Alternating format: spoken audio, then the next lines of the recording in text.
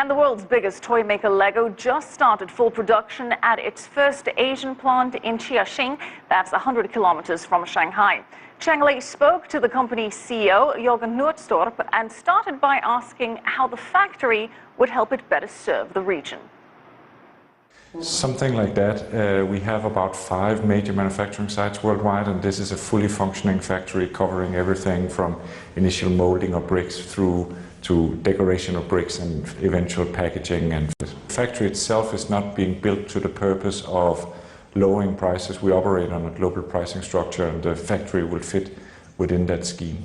So how were those initial concerns about quality, about PR, about sustainability of producing in China addressed? So we actually came to China with the view that there would be no problem on protection of intellectual property and no problem with quality, because we have already used suppliers in China, and we've spoken to many other companies who operate here, and we've had no problems with quality. We think the quality concern comes from a lack of proper management of plants, if anything.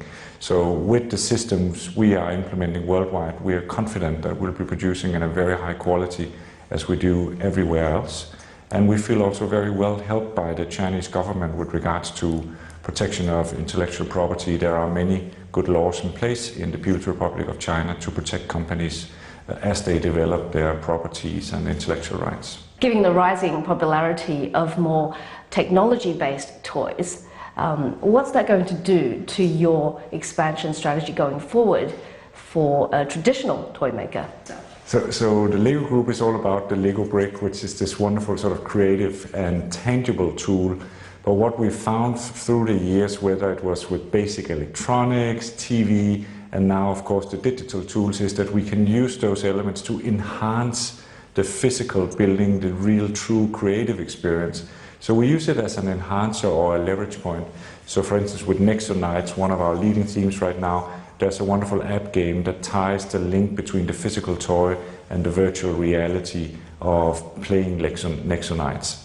So now that you are producing in Asia, are we going to see more Asian-themed content? It will not be a consequence of having a factory that you'll see more Asia-based content, but certainly we're very open to exploring partnerships in Asia.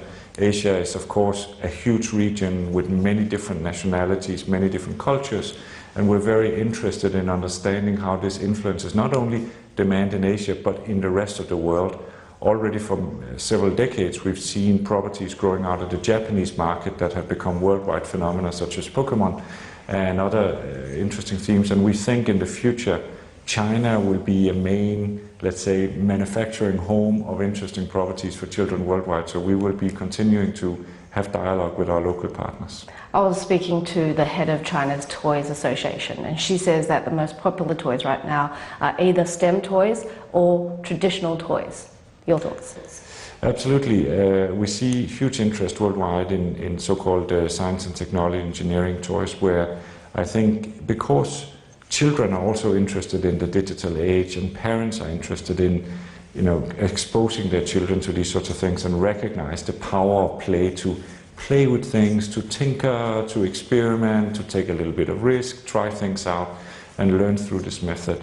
And then at the same time, we are seeing a resurgence of traditional toys that are based on some very fundamental values.